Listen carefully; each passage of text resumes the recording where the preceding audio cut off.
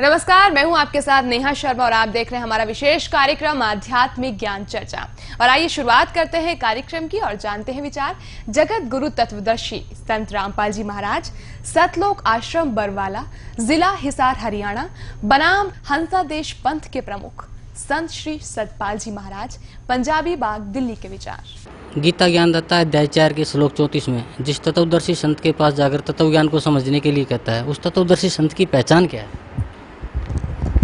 तत्वदर्शी महापुरुष जो श्रोत्रिय ब्रह्मनिष्ठ हो, उनकी पहचान ये है कि जैसे आपने देखा होगा सूर्य है और आप कहें जी सूर्य की क्या पहचान है, तो सूर्य जब चमकेगा तो सारे संसार को दिखेगा। जो ज्ञान की चर्चा करते हैं वो तत्वदर्शी जो महापुरुष होते हैं, तत्व को जानते हैं, वो तत्व की ही बात करेंगे, वो और दाएं बाएं की बात नहीं करेंगे। जो तत्व की बात करेंगे और आपको तत्व को लखाएंगे। तो श्रोत्रिय ब्रह्मनिष्ठ महापुरुष जो होते हैं वो शास्त्रों के आधार पर, शास्त्रों द्वारा प्रमाणित, और वो तत्व दर्शन कराएंगे ताकि आपको उसका अनुभव हो। जैसे मैं आपके मुंह में, मैं आपको चीनी के बारे में बहुत कुछ कहता रहूं, पर आपको मिठास का अनुभव नहीं होगा। पर जब आपकी जिह्वा पर जब चीनी रखी जाएगी तो आपको मिठास का अनुभव हो जाएगा, फिर मुझे कहने की ज़रूरत नहीं है। ऐसे ही तत्वदर्शी महापुरुष जो होते हैं, जब उस शब्द का ज्ञान कराते हैं, उस तत्व का दर्शन कराते हैं, तो फिर कहने की ज़रूरत नहीं होती। तभी कहा गया है, कहा सुनी की है नहीं, देखा देखी बात, दुल्हा दुल्हन मिल पड़े फीकी पड़ी बारात। तो संसार की बारात फीकी हो जाती है और आत्मा परमात्मा का योग स्थापित हो जाता है। जो दीक्षा आप देते हैं वो आपको अपने गुरु से मिली है या खुद से आप दीक्षा देते हैं अपने भक्तों को? हमारे सदगुरु से मिली, हमारी गुरु परंपरा में, संत परंपरा में गुरु से मिली। महाराज जी, जब पूजा की विधि बताते हैं, श्रीमद् भागवत गीता में ये वर्णित है, ये चीज़ क्या? ये मैंने इसलिए आपको श्रोत्रिय ब्रह्मनिष्ठ कहा कि शास्त्रों के आधार पर, जो शास्त्रों में लिखा है उसके आधार पर सद्गुरु ज्ञान देते हैं, शास्त्रों द्वारा प्रतिपादित, इसलिए उनको श्रोत्रिय ब्रह्मनिष्ठ कहते हैं। अभी आपने सुने हंसादेश पंथ के प्रमुख संत श्री सतपाल जी महाराज, पंजाबी बाग, दिल्ली के विचार।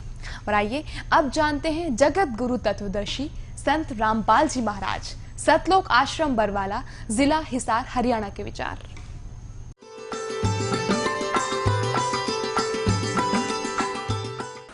सतगुरुदेव की जय। बंदी छोड़ कबीर परमेश्वर जी की जय। बंदी छोड़ गरीबदास जी महाराज जी की जय। स्वामी राम देवानंद जी गुरु महाराज जी की जय हो। गरीब नमो नमो सतपुरुष को नमस्कार, गुरु की नहीं, सुर नर मुनि जन साधुओं संतों सर्वस्दी नहीं। सतगुरु साहेब संत सब दंडोतम प्रणाम, आगे पीछे मध्य हुए तिनको जा कुर्बान।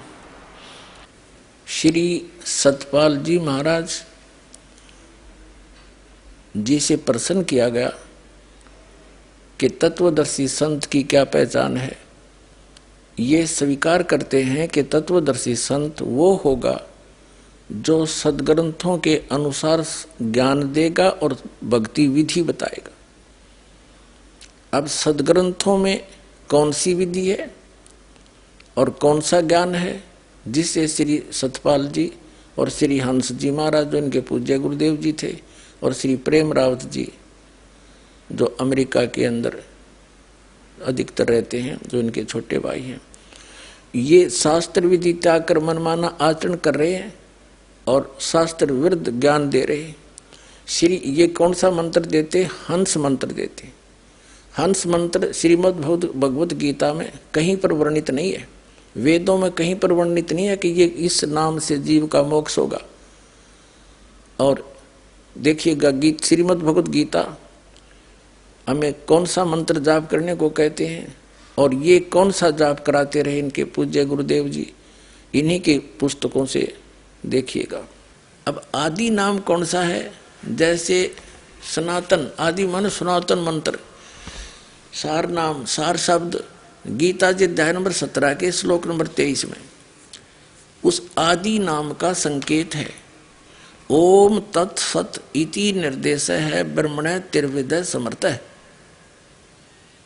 ब्राह्मणा तेन वेदा च यगा च विहिता पुरा।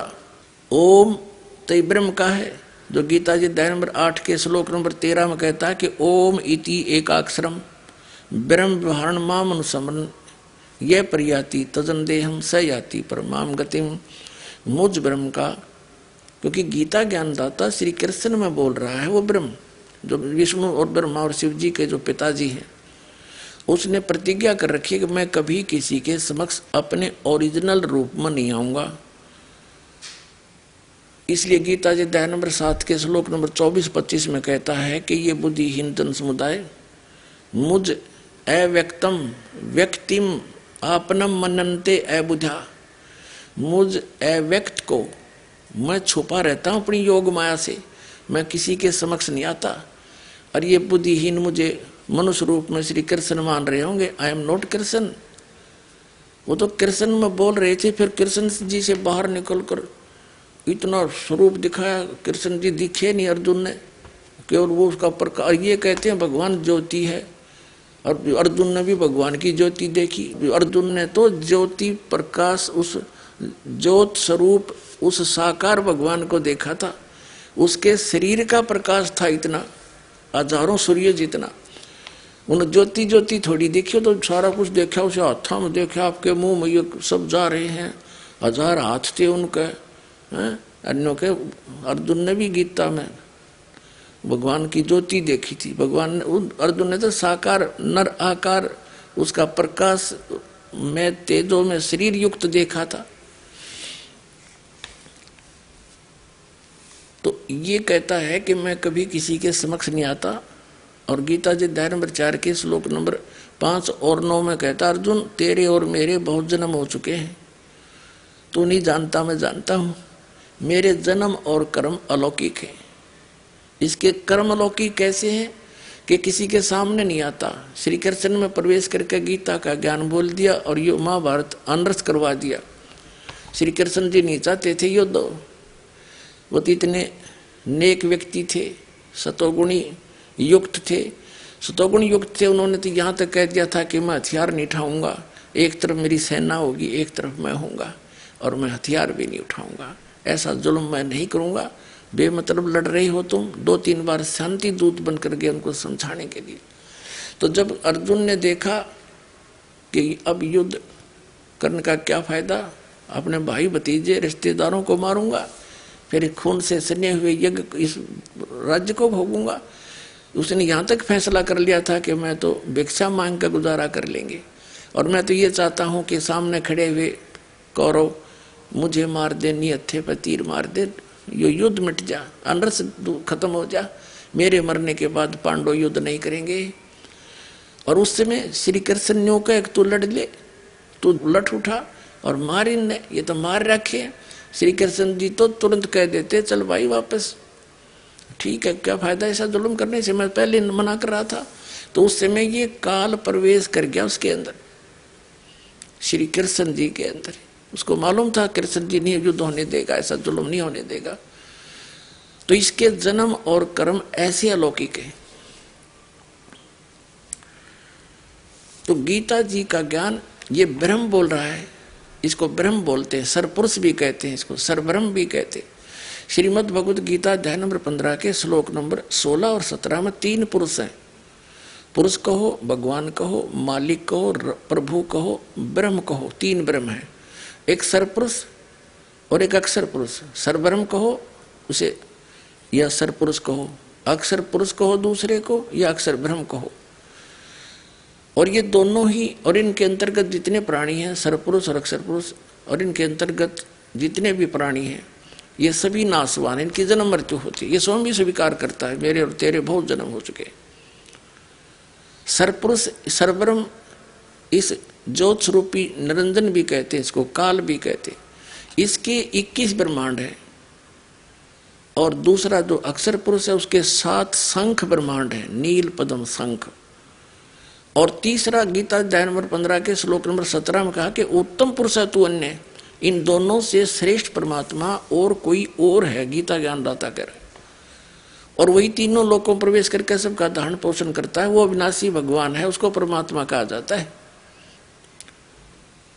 तो यहां तो गीता अध्याय नंबर 8 के श्लोक नंबर 13 में गीता ज्ञानदाता कहता है मुझ ब्रह्म का, क्योंकि वो श्री कृष्ण में बोल रहा है प्रवेश करके, मुझ ब्रह्म का केवल एक वो मंत्र है, नथिंग एल्स। पूरी गीता जी में दूसरे मंत्र जाप करने का कोई प्रावधान नहीं है, संकेत नहीं है। तो वो तो है ब्रह्म का, सरपुरुष का। और ब्रह्म की साधना से, ओम जाप करने से ब्रह्मलोक प्राप्ति होती है। गीता अध्याय नंबर 8 के श्लोक नंबर 16 में कहा कि ब्रह्मलोक पर्यंत भी वहां गए हुए प्राणी भी फिर पुनर्जन्म आते हैं। यानी ये पूर्ण रूप से मोक्ष नहीं हुआ, परम शांति प्राप्त नहीं हो सकती जब तक जन्म मृत्यु कंप्लीटली नहीं समाप्त होगी। उसके लिए गीता ज्ञानदाता कहता है 18वें अध्याय के 62वें श्लोक में कि अर्जुन तू सर्वभाव से उस परमेश्वर की शरण में जा, उसकी कृपा से तू परम शांति को और सनातन परम धाम को प्राप्त होगा। और उसके लिए उसने ऑप्शन बता दिया कि तत्वदर्शी संतों की खोज कर ले, उसके कंप्लीट ज्ञान को, संपूर्ण ज्ञान को और संपूर्ण मंत्र भक्ति विधि को मैं नहीं बता सकता, ना मैं जानता। वो तत्वदर्शी संत बताओगे, उनसे खोजो, उनसे पूछो। और गीता अध्याय नंबर 15 के श्लोक नंबर 4 में कहा कि तत्वदर्शी संत की प्राप्ति के उपरांत परमेश्वर के उस परम पद की खोज करनी चाहिए जहां जाने के बाद साधक फिर लौटकर कभी संसार में नहीं आते। और जिस परमेश्वर ने सारे ब्रह्मांडों की रचना की है, यानी संसार रूपी वृक्ष की प्रवृत्ति जिससे विस्तार को प्राप्त हुई है, अर्थात जिसने सारे ब्रह्मांडों का विस्तार किया है, और मैं उसी की शरण में हूं, केवल उसी की भक्ति करनी चाहिए और की नहीं। अपने भी मना कर दी उसने। अब उसके मंत्र कहाँ बताए हैं? गीता जी अध्याय नंबर 17 के श्लोक नंबर 23 में ओम तत्सत इति निर्देश है ब्रह्मण है त्रिविध समर्थ है। उस सच्चिदानंद घन ब्रह्म की, उस सच्चिदानंद घन ब्रह्म की साधना के 3 मंत्र का निर्देश है। निर्देश मीन फाइनल डिसीजन, उसमें कोई अग्रम मग्रम नहीं, ये इससे अतिरिक्त कोई मंत्र करना ही नहीं। ओम तय ब्रह्म का, सरपुरुष का, और तत् और सत ये सांकेतिक है। ये सत मंत्र भी कोड वर्ड है, ये दास के पास उपलब्ध है। और सत शब्द ये सार शब्द है, सार नाम, ये भी इस दास के पास, इस पृथ्वी में 21 ब्रह्मांड में किसी के पास नहीं।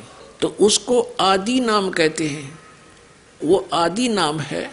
और कहा कि और मंत्र सब छोड़ दे, कबीर साहब कह रहे। और ये इन्होंने कबीर परमात्मा की वाणी को, अपने अज्ञान सिद्धांत, अज्ञान मंत्र को, गलत मंत्र को सिद्ध करने के लिए वाणी भी ली है, जो कि इनके मंत्र का खंडन कर रहे हैं। देखिएगा, हम पढ़ रहे हैं वही पुस्तक हंस योग प्रकाश नाम महिमा पृष्ठ 227 पर।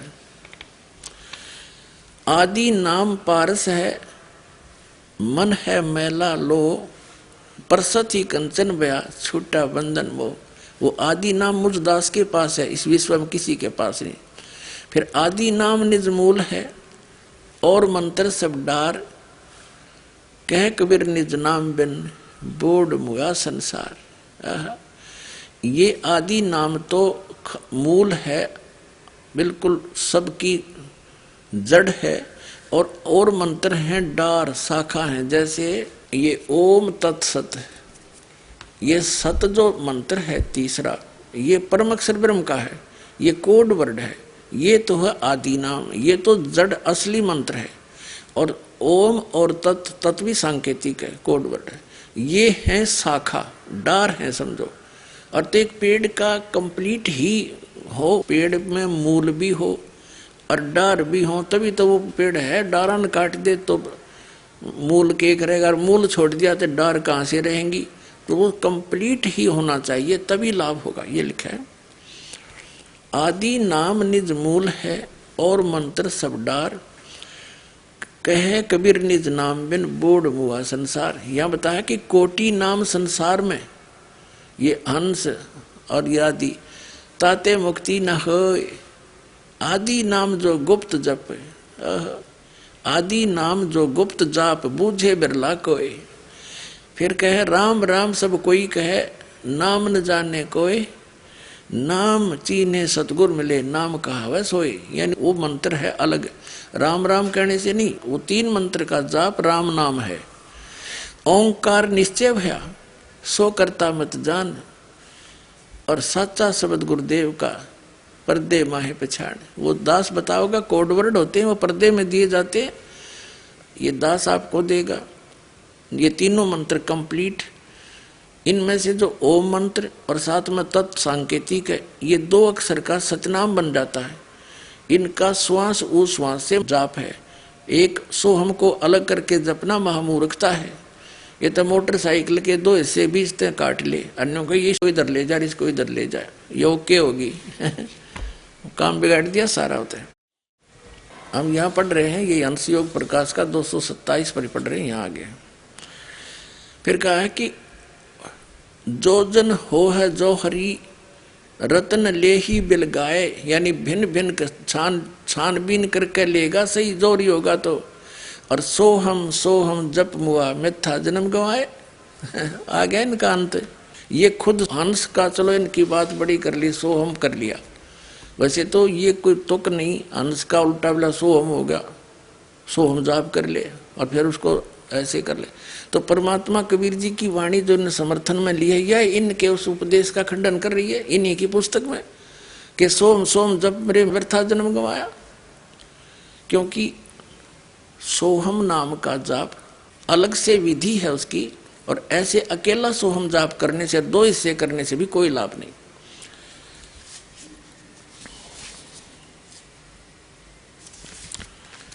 अब ये क्या बताते हैं, अन्य क्रियाएं बताते हैं। एक प्रकाश क्रिया, आंखें बंद करके प्रकाश देखे और कान बंद करके धुन सुने, और जीव्या को उलट के तालू पे ला ले। तीसरा अमृत क्रिया के इनका अकल है ये। कहते फिर तालू पे से कुछ टपकने शुरू हो जाएगा, न तो मुंह में सारे में लाल भरी है, राल ये सारे टपके। इनको खेचरी मुद्रा का भी नहीं पता। इन सभी क्रियाओं का लाभ आपको जो मंत्र दिया जाएगा श्वास उश्वास का, कंप्लीट 3 मंत्र का, उसमें ये सभी लाभ आपको ऑटोमेटिकली मिल जाएगा। इन क्रियाएं की आवश्यकता नहीं। ये तो बिल्कुल यूजलेस बताई, ना किसी संत ने करी, ये तो पथभ्रष्ट योगी करा करते, और उन्हीं के इतिहास से इन्होंने ले रखा है। उपनिषद क्या है? उपनिषद एक ऋषि विशेष का अपना अनुभव है। जैसा भी उसने अपने सारे जीवन में भगवान की भक्ति करके जो उपलब्धि हुई, और यदि उस ऋषि का अनुभव वेदों से नहीं मिलता है तो यूजलेस है। जैसे ये सत्यार्थ प्रकाश महर्षि दयानंद आर्य समाज प्रवर्तक का अनुभव है, और ये एक उपनिषद का रूप धारण कर चुका था। अगर इस दास पर परमात्मा की दया ना होती तो इसकी अपोल पाड़ दी, इसमें कख भी नहीं, सत्यार्थ प्रकाश सारा वेद विरुद्ध ज्ञान भरा पड़ा इसके अंदर। तो इसकी ऐसी स्थिति हो गई थी, श्रद्धालु लोगों ने वेदों को पढ़ना ही छोड़ दिया था, ये मानकर के महर्षि दयानंद वेदों का विद्वान था, और इन्होंने जो साधना की वेद अनुसार की है, और वेदों वाला ज्ञान इन्होंने सिंपल करके सत्यार्थ प्रकाश में अपना अनुभव लिख दिया। तो ये सही है। अब दास ने वेदों से तुलना करके दिखाई सत्यार्थ प्रकाश की, सारा वेद विरुद्ध ज्ञान है उसके अंदर। तो इसका समय आने पर फिर आगे प्रकरण चलाएंगे, अभी पहले इनसे निमट लें।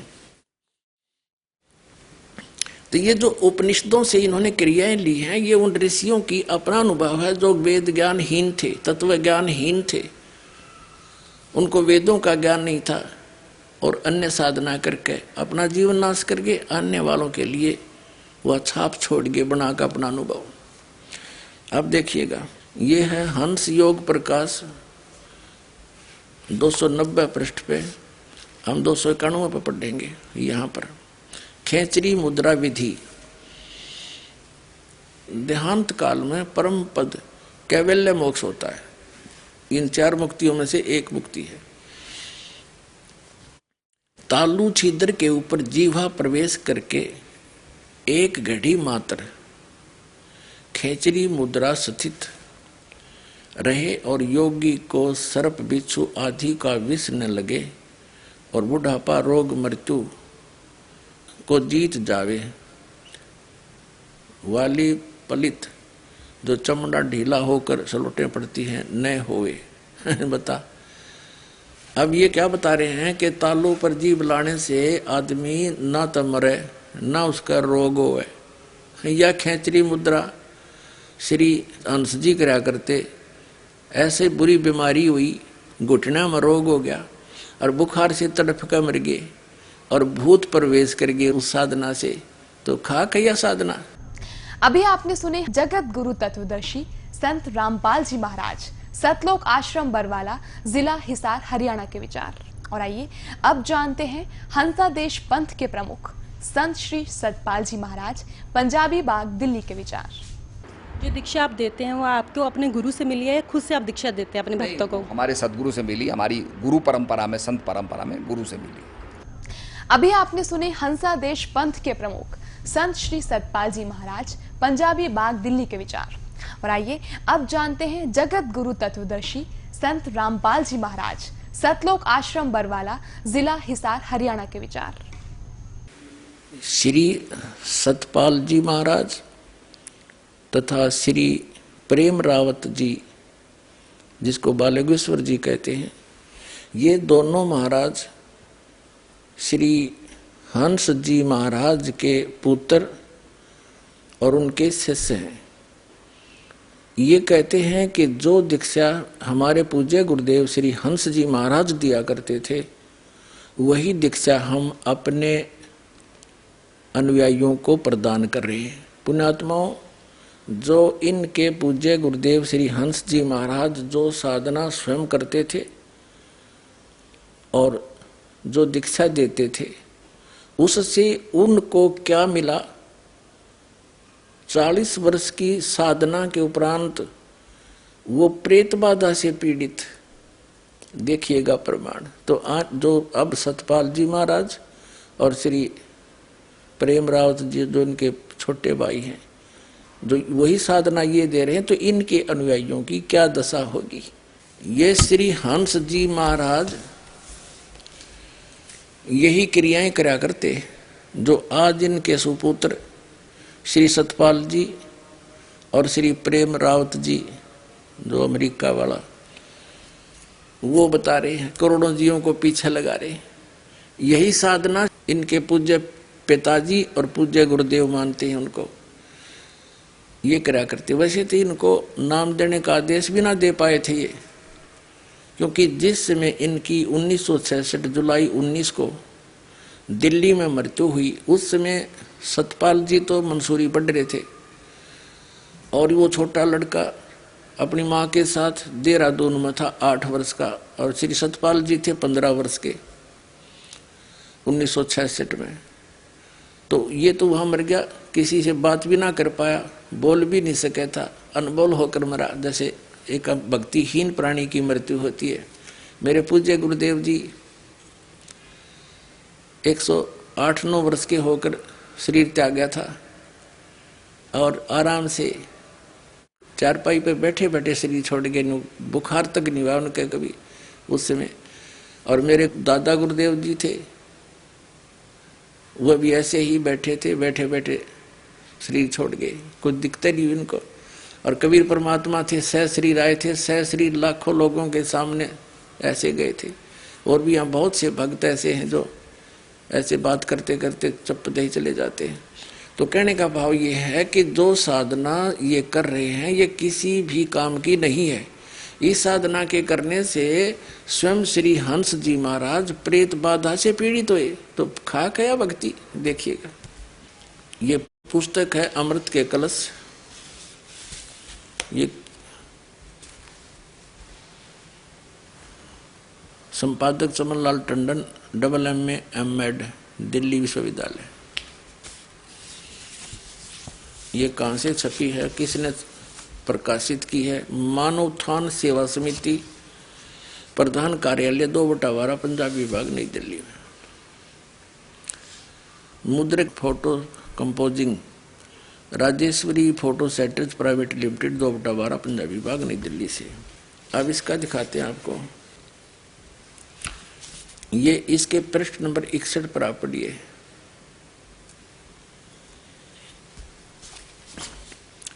सन 1922-23 में श्री महाराज जी को उपदेश हुआ, नाम लिया इन्होंने, एक स्वरूपानंद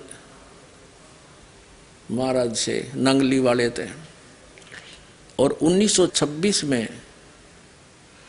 गुरु महाराज ने उन्हें उपदेश देने की आज्ञा दे दी। उपदेश प्राप्त करने के पश्चात श्री महाराज जी गुरु महाराज की शरण में रहकर उनकी आज्ञानुकूल साधना में प्रचार में अपना जीवन को लगा दिया। उपदेश के पश्चात श्री महाराज जी ने अपने गांव के पास उत्तराखंड की तपोभूमि में कई वर्ष कठोर तप और भजन किया। मानव उत्थान सेवा समिति श्री सतपाल जी महाराज की प्रेरणा से हंस स्मृति में वहां एक स्मारक बनाने का फैसला कर चुकी है। अब हम ये बताना चाहते हैं, कठोर तप किया और भजन किया। क्या तप किया और कौन सा भजन किया? गीता जी अध्याय नंबर 17 के और श्लोक नंबर अभी दिखाता हूं, क्योंकि ये रह कर एक मरना पड़ेगा, जब भी पुराना पेंट उतरेगा और तब ओरिजिनल टेकेगा। अब दिखाते हैं गीता जी अध्याय नंबर 17 में और श्लोक नंबर ये दिखाते हैं आपको। उसमें कहा, ये देखिएगा, श्रीमद् भगवद गीता, गीता प्रेस गोरखपुर से प्रकाशित है, जयदयाल गोविंद का इसके अनुवादक है। 17वें अध्याय का ये 5 से शुरू करते हैं। ये 5वां श्लोक है। जो मनुष्य शास्त्र विधि से रहित केवल मन कल्पित घोर तप को तपते हैं, दंभ और अहंकार से युक्त, कामना आसक्ति और बल के अभिमान से युक्त हैं। ये 6 में 5वां आपने पढ़ लिया। वे शरीर रूप से सतीत मुझ भूत समुदाय को और अंतःकरण सतीत मुझ परमात्मा को भी क्रस करने वाले हैं। मुझे भी दुखी करते हैं। ऐसा घोर तप कठोर तप करने वाले अज्ञानियों को तू असुर स्वभाव के जान। बता, गीता अध्याय नंबर 16 के श्लोक नंबर 23 में कहा है कि शास्त्र विधि को त्याग कर जो मनमाना आचरण करते हैं, उनकी ना तो कोई मोक्ष हो, गति हो, ना तो उनको गति प्राप्त हो, ना उनका कोई सुख हो और न ही कोई सिद्धि प्राप्त हो, ना उनकी परम गति हो, तो यूजलेस। तो इन्होंने शास्त्र विधि त्याग कर मनमाने अपने कल्पित घोर तप किए, साधनाएं की, तो जिससे इसकी क्या दुर्गति हुई, क्या हाल हुआ श्री हंस जी का, देखिएगा। अब हम आगे हैं वही पुस्तक अमृत के कलश और पुस्तक 61 पृष्ठ पे। यह पढ़ लिया आपने कि 1923 में इन्होंने दीक्षा प्राप्त की। 22-23 में श्री हंस जी महाराज को उपदेश हुआ और 1926 में इनको नामदान करने का आदेश दे दिया उस स्वरूपानंद जी नंगली वाले ने।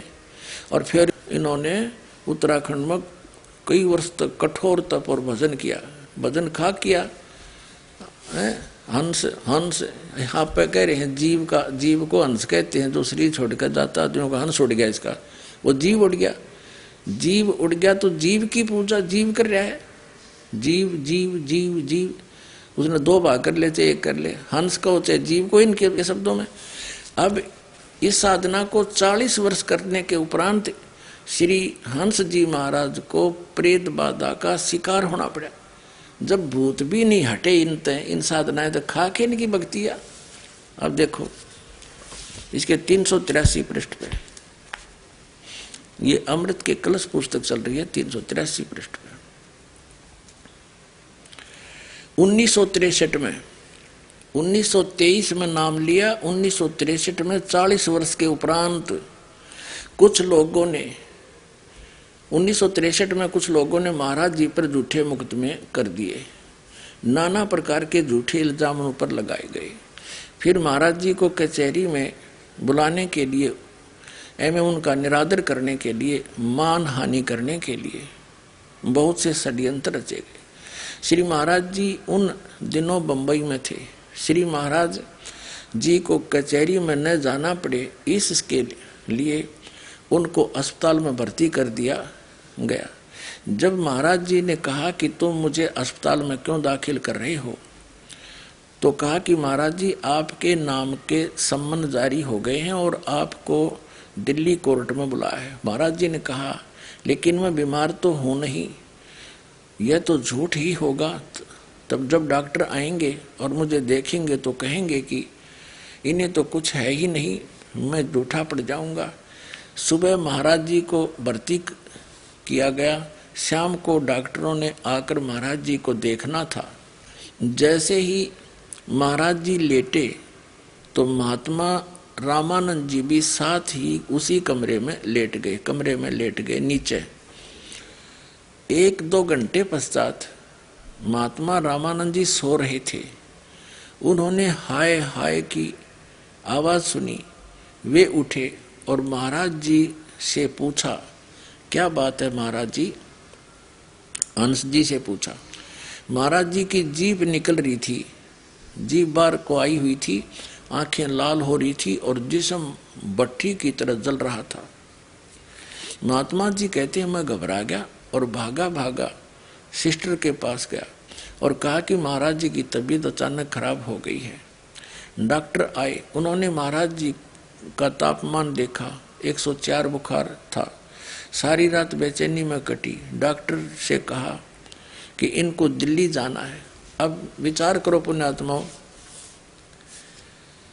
104 बुखार में जीभ निकला करे, उसमें भूत आ गया है और भूत बढ़ गया, लाल आंख होगी, जीभ बाहर निकल आई और हाय हाय कर रहा, तो उसमें प्रेत आ गया। देखो आगे कंप्लीट स्पष्ट हो जाएगा। अब हम 383 पर आ गए हैं। इनका तो सम्मन आया हुआ है। डॉक्टर से कहा इन्होंने दिल्ली जाना है। डॉक्टर ने कहा कि इस हालत में ये दिल्ली नहीं जा सकते। झट डॉक्टर ने एक मेडिकल सर्टिफिकेट दे दिया। महाराज जी की तबीयत लगभग 1 महीने के लिए खराब रही, वो भूत रहा 1 महीने। हम सब लोग घबरा गए। कभी कभी बुखार इतना तेज हो जाता था कि महाराज जी की आंखें एकदम लाल हो जाती थी।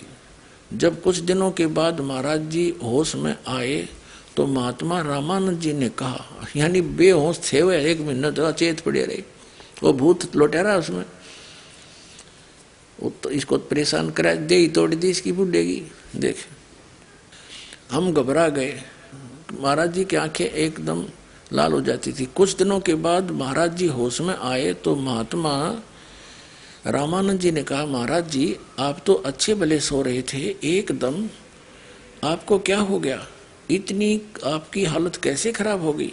तो महाराज जी ने कहा कि जैसे मैं लेटने लगा तो मैंने कहा, हे गुरु महाराज अब मेरी लाज आपके हाथ में है। ये लोग झूठे मुकदमे बनाकर मुझे कचहरी में खड़ा करना चाहते हैं। मैं बीमार तो हूँ नहीं हूँ, ये लोग झूठा मेडिकल सर्टिफिकेट भेजेंगे तो यह तो झूठ ही होगा। बस जैसे ही यह मन में आया और मैं लेटा तो मुझे बुखार चढ़ना शुरू हो गया और उसी से आज मेरी हालत होगी। गुरु महाराज जी ने मेरी लाज रखी और सचमुच मुझे बीमार कर दिया। हम विचार करो पुण्यात्मा, गुरु महाराज स्वस्थ कराया करें कि बीमार कराया करें? इनके गुरु महाराज भी भूत बन रहे। जब इन्हें याद किया वो भूत आ बढ़िया इसमें। और जब ऐसा बुरा हाल भूत प्रेत बाधा से होता है, 1 महीने तक उसकी ब्रेन मट्टी रही, खावे न पीवे, होश में नहीं आया। आगे देखो फिर वो भूत कैसे निकाला गया, देखिएगा। गुरु महाराज ने मेरी लाज रख ली, मुझे सचमुच बीमार कर दिया। कुछ प्रेमियों ने कहा शायद लोगों ने जादू टोना कर दिया है। महाराज जी कभी कभी पीड़ा में कराते थे, हाय मैं मर गया। वाह भाई वाह, देखा, हाय मैं मर गया, यानी ऐसी हालत। अरे ये न्यू कह रहे थे इस खेचरी मुद्रा करने से रोग निकट नहीं आवे, बुढ़ापा निकट नहीं आवे, सलवट नहीं पड़े शरीर में, कि आगे अड़ीवा इनकी साधना क्या आड़े अड़ीवा। ये देखिएगा, हाय मैं मर गया और बहुत कमजोर हो गया। एक गुजराती बाई एक पंडित को लाई जो ऊपरी हवा का इलाज करता था। भूत का डनिया बुलाया, फिर झाड़े लड़िया। हाँ देखो, ऊपरी हवा का इलाज करता था। तो उसने महाराज जी को देखकर कहा कि अरे इनको तो किसी ने कुछ कर दिया है और ये तभी ठीक होंगे जब इनकी नजर उतारी जाए और चौराहे की पूजा की जाए। पंडित जी ने एक मंत्र बताया, जो नजर उतारते समय बोला जाएगा। सारी सामग्री मंगाई गई और पंडित जी को उसकी दक्षिणा दे दी गई। वो झाड़ी लानी है कि वो विधि बताया गया, ऐसे कर लियो। वो विधि बता गया, ये मंत्र बोल दियो, ये ऐसे ऐसे सामग्री लाओ, मटके में घड़े में रखो और रात के 12 बजे चौराहे पर रखा आइयो। भूत जब प्रसन्न होगा, जब इसका पीछा छोड़ेगा तुम्हारे गुरु जी का। देखो सारी सामग्री मंगाई और पंडित जी को उसकी दक्षिणा दे दी गई। और महात्मा रामानंद जी जो स्वयं ब्राह्मण परिवार के हैं, उन्होंने इस कार्य को अपने हाथों में लिया। लगभग 5-7 प्रेमी वहां पर थे हॉस्पिटल के कमरे में। रात के 12 बजे उस सामग्री को एक कलश में रखकर चौराहे में रखना था। रामानंद जी ने नजर उतारने के बाद कहा कि कौन मेरे साथ चलेगा। सभी भयभीत हो रहे थे, ये चेले डर गए, भूता थे, सभी भयभीत हो रहे थे। अंत में उन्होंने डांट कर कहा, अरे डरते क्यों हो, मैं भी तो चल रहा हूं, क्या भूत हमें खा लेगा। वो भूत का डर मत है और मटके में लेकर चले उसको। फिर अंत में उन्होंने एक दूसरे महात्मा को तैयार किया। घनघोर वर्षा हो रही थी, तेज हवा चल रही थी। जैसे ही महात्मा जी कमरे से बाहर निकले, यानी रामानंद उस गढ़े नरभूत ने लेकर, तो तेज आंधी से दरवाजे ने इतनी आवाज की और हवा के अंदर आने से महाराज जी जोर से चिल्लाए। कौन चिल्लाया? हंसराज जी चिल्लाए। वो रामानंद ठाकर भूत ने लेकर चलिया। दरवाजा खोला, उसको एकदम बड़ाक देसी लागी, तेज बात है। और देखो महाराज जी चिल्लाए, हंस जी चिल्लाए, फिर किलकी मारी भूत ने। देखो जैसे ही महात्मा जी कमरे से बाहर निकले तो तेज आंधी से दरवाजे ने इतनी आवाज की और हवा के अंदर आने से महाराज जी यानी हंस जी भी जोर से चिल्लाए। तो रामानंद जी भी कांप उठे और डर गया, और उनका झाड़ी लानिया भी डर गया और भयभीत हो उठे। और मन में यह ख्याल आया कि फिर वापस कमरे में चलें, लेकिन फिर धैर्य बांध कर और नाम का सुमन करते हुए, नाम खाक था तुम्हारे पास, हंस हंस, उसका भी 2 भाग करे। वे चौराहे की तरफ उस कलश को उठाए हुए चल रहे थे। दूसरे महात्मा छाता लिए हुए चल रहे थे। चौराहे में रखकर जैसा पंडित जी ने बताया था पीछे मुड़ आए। हो गया कल्याण। इस अंश जी का ये साधना करता था। ये कौन सी अभी दिखाता हूं, जो ये सारा समुदाय करता है। आइए अब हम उन श्रद्धालुओं के अनुभव जानते हैं जो जगत गुरु तत्वदर्शी संत रामपाल जी महाराज जी से दीक्षा प्राप्त कर चुके हैं तथा उनके द्वारा बताए गए भक्ति मार्ग पर चल रहे हैं। नमस्कार सर। नमस्कार। क्या शुभ नाम है जी आप जी का? खूबीराम साहू। सर, परम संत सतगुरु रामपाल जी महाराज की शरण में आने से पहले आप कौन सी भक्ति करते थे? सतगुरु संत रामपाल के शरण में आने से पहले दामाखेड़ा वाले कबीर धर्म नगर है, उन्हीं के बताए मार्ग पर चलते थे। कबीर धर्म को ही मानते थे। सर, दामाखेड़ा से आप जुड़े हुए थे, क्या भक्ति देते थे वहाँ पे आपको? भक्ति 5 नाम देते थे जो कबीर सागर में है। वो नाम की जो महिमा है, वो नाम आदि नाम, अजर नाम, अमी नाम, यही भक्ति करने को देते थे। तो जो 5 नाम का आप सुमन करते थे, आदि नाम, अजर नाम, अमी नाम, पातालेश्वर, संधु नाम, इन सब नामों का आप सुमन करते थे, उस भक्ति से आपको क्या लाभ मिलता था?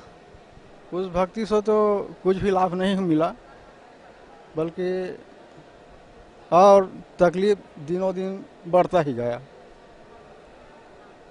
तो मेरा तो जो कुछ था वो ठीक था, मगर हमारी श्रीमती जी की तबीयत जो है अचानक ऐसा खराब हुआ कि जैसा कि सिकंदर बादशाह को जलन का रोग था, पूरा बदन में जलन, बस उसी प्रकार से बदन में जलन का रोग हो गया और हृदय में बहुत ज़्यादा दर्द हो गया। नींद भी नहीं आती थी। तो बहुत बेचैन थे। तब सोचे कि अब इसका इलाज कहाँ किया जाए, किस डॉक्टर के पास।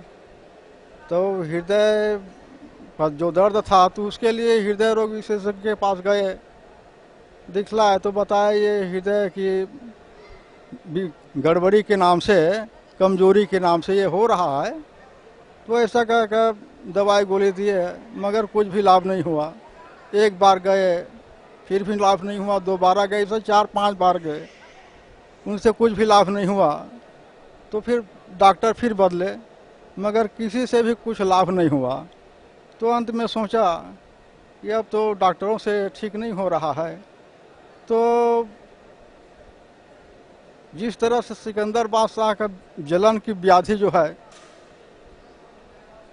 परमेश्वर कबीर साहब के शरण में जाने से ही ठीक हुआ, तो हो सकता है इसका भी बीमारी किसी संत के जाने के चरण में जाने से ठीक हो जाएगा। ये सोच करके वो पूज्य जो गुरुदेव थे वंशाचार्य, उनके पास गए, विभिन्न साधु संतों के चरण धोते थे, चरणामृत लेते थे, मगर किसी भी प्रकार से वो दूर नहीं हुआ।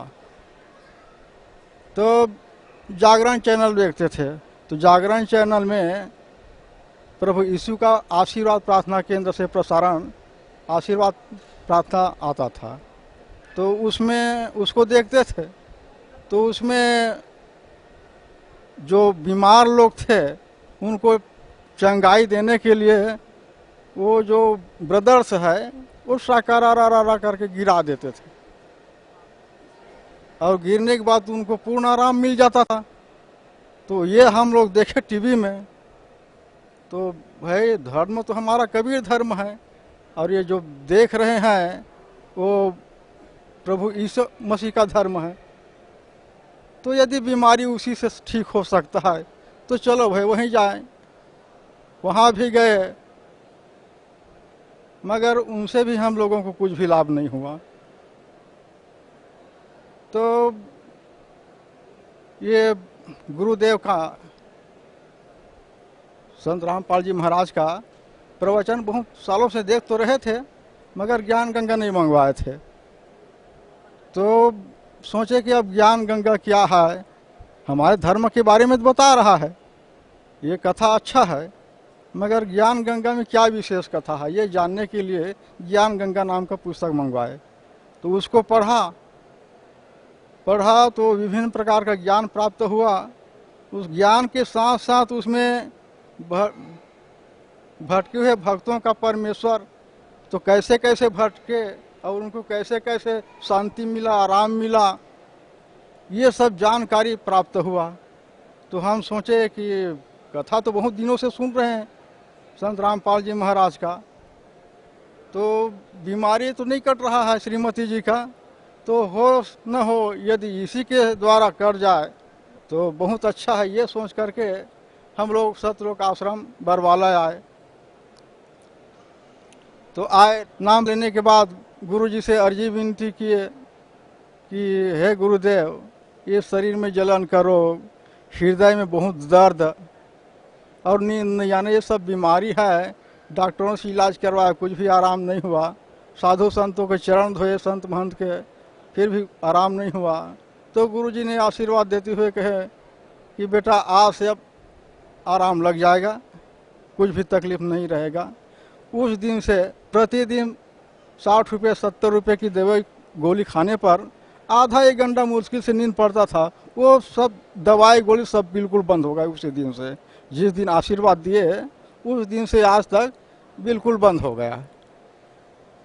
तो अब यहाँ कुछ नियम है, उसकी जानकारी नहीं होने के कारण 1-2 नियम खंडित हो गया। कुछ दिन के बाद फिर दर्द शुरू हो गया। तब याद आया कि ये तो मना किए थे ऐसे ऐसे करना, किसी का प्रसाद नहीं खाना है, किसी को दहेज नहीं देना है। तो अब ये हम सोच रहे थे कि दहेज अपनी लड़की के बारे में नहीं देना है, किसी मेहमान के आग्रह है, निमंत्रण, तो चलो दे दिया जाए 10-5, ये सोचकर कुछ गिफ्ट दे देते थे। तो उसकी वजह से फिर शुरू हो गया दर्द। तो जब दर्द शुरू हो गया, व्याकुल हो गया, तब हम सोचे कि ये नाम जरूर खंडित हुआ होगा, इसलिए ये दर्द फिर हो गया। तो घरे से अर्जी विनती किए कि हे गुरुदेव, आप हमारे अपराध को क्षमा कीजिए, हमसे जरूर गलती हुआ है। यह सोचकर घरे में अर्जी विनती की है और आने के लिए उसी दिन तैयार हुए। तो जब तैयार हुए बस आधा घंटा के अंदर ही उसका जो दर्द था वो बिल्कुल बंद हो गया, आने के नाम से ही। तो यहाँ आकर गुरुजी से अर्जी विनती की कि हे गुरुदेव, हम लोग ऐसे ऐसे गिफ्ट दे दिए, कुछ मेहमान का निमंत्रण आया था उसमें।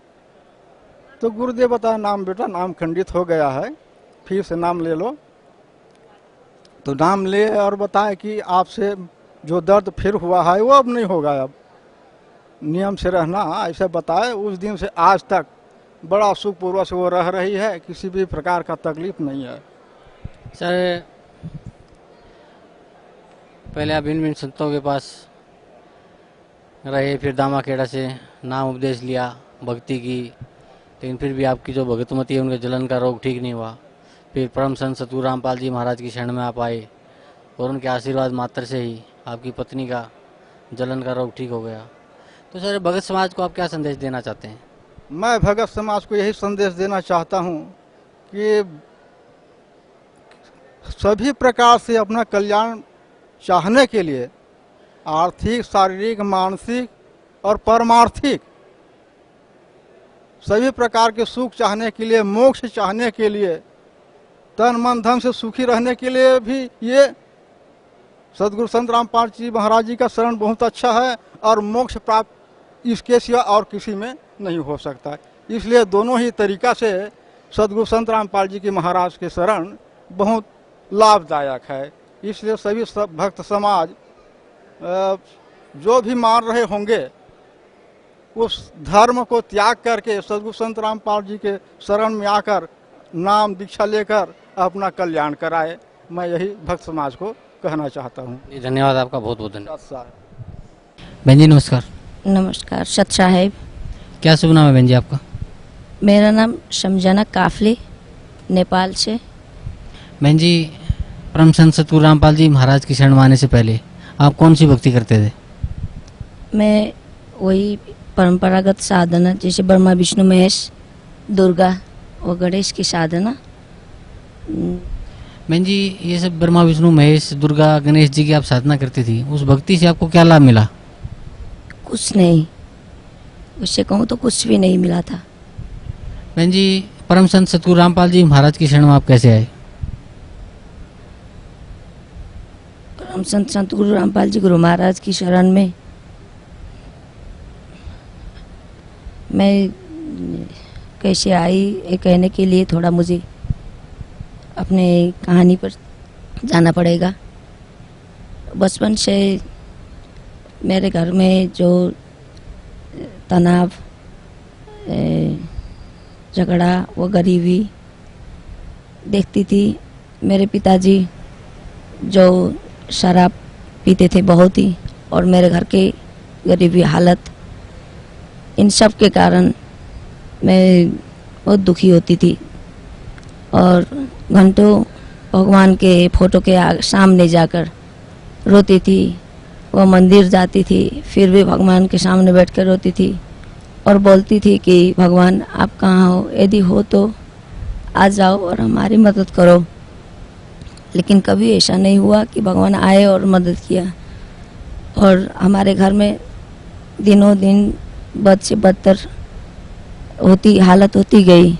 झगड़ा, गरीबी, इन सब। धीरे धीरे मैं बड़ी हो गई, शादी हो गई तो मैं काठमांडू आ गई। उसके बाद इधर घर में मेरे बड़े भाई साहब जो राम कुमार काफले उनका नाम था, हाल में वो भक्त रामदास हो चुके हैं, ने पिताजी का वही जगह ले लिया। वो पशुओं की तरह हो गए। रात दिन शराब पीना, मांस मछली, सिगरेट, तम्बाकू, गुटखा, ये सब खाकर घर में झगड़ा करना और घर को नर्क बनाना, जैसे कि माहौल नर्क हो गया। सुनती थी तो बहुत दुख होता था। फिर भी उस समय भी भगवान ही खोजती थी, बोलती थी कि भगवान अगर तुम हो तो क्यों नहीं हमारे मदद करते और आते। उस वक्त भी बचपन से जवान होने तक और बड़े होने तक भगवान की ही तलाश और व्रत और उपासना ये सब बेकार हो रहे थे। और एक दिन वैसे ही मैं सुनी कि मेरे बड़े भाई साहब राम ओ बरवाला आश्रम, सतलोक आश्रम बरवाला आ गए और मंत्र उपदेश लेके चले गए संत सतगुरु रामपाल जी गुरु महाराज की चरण कमल से। तो उसके बाद वो सुधर गए हैं, बदल गए हैं।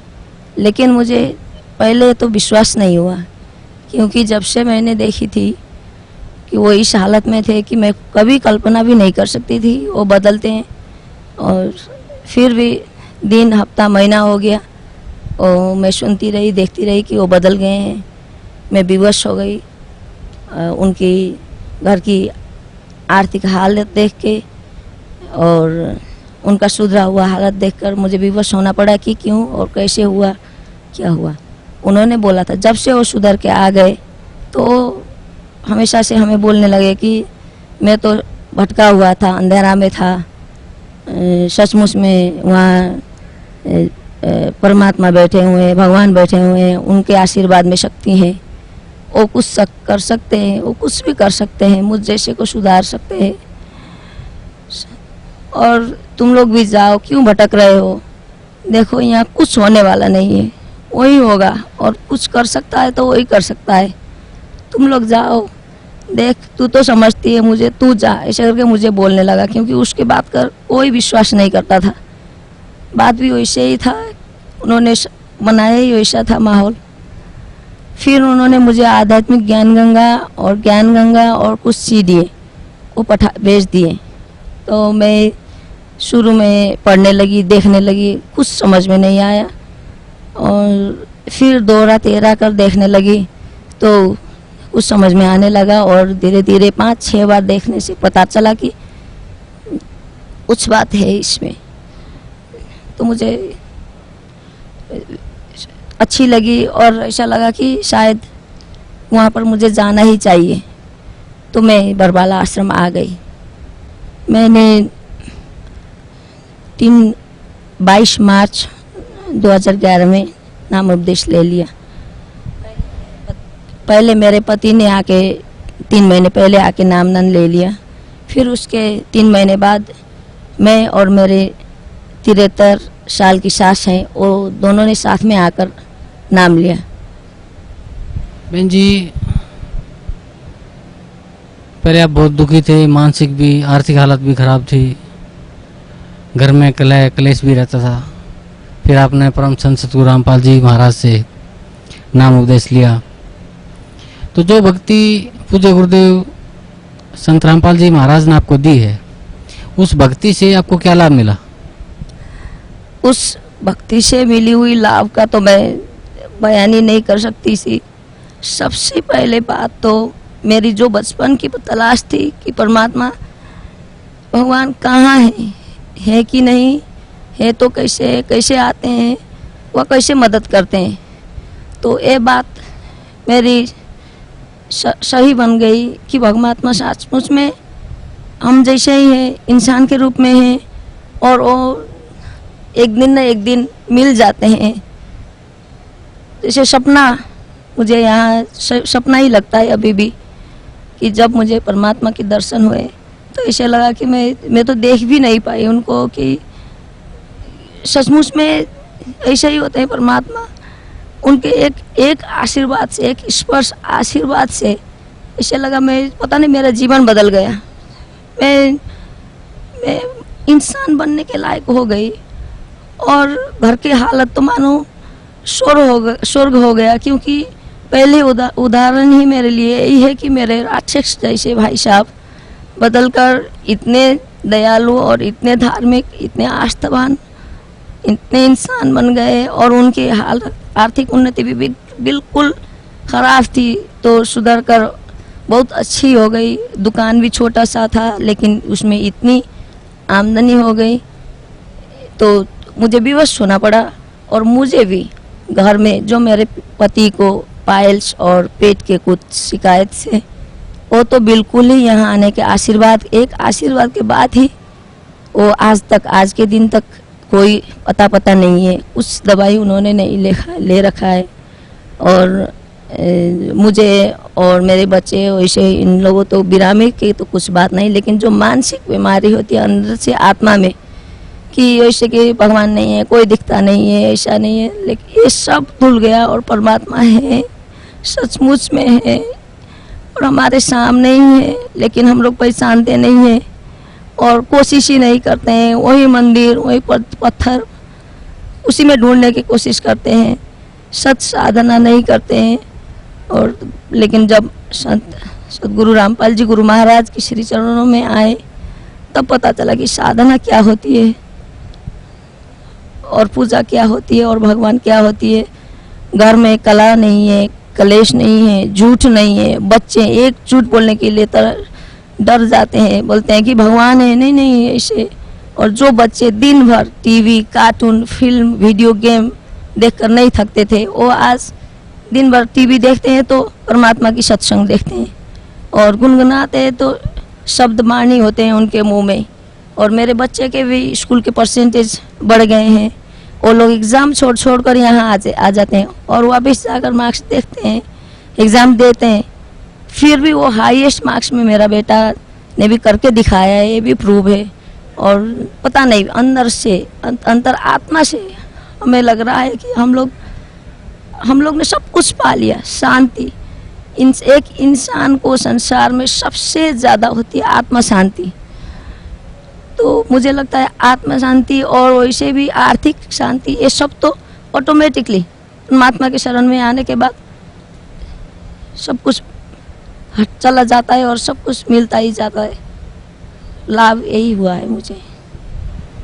बहन जी, भक्त समाज को क्या संदेश देना चाहते हैं आप?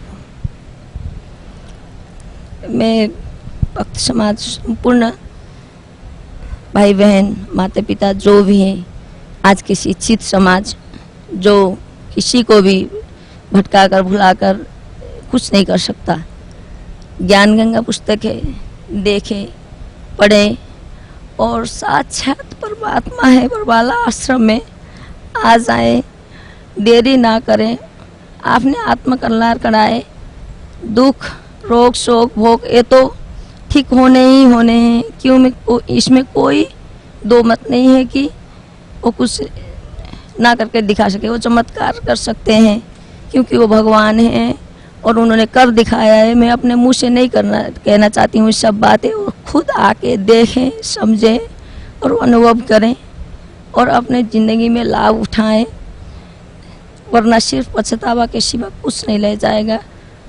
और मैं चाहती हूँ यहाँ आकर दुख, सुख, समृद्धि, आरोग्यता के साथ साथ सतलोक गमन की भी प्राप्ति करें। सच्चा है। जी धन्यवाद बहन जी, बहुत बहुत धन्यवाद आपका।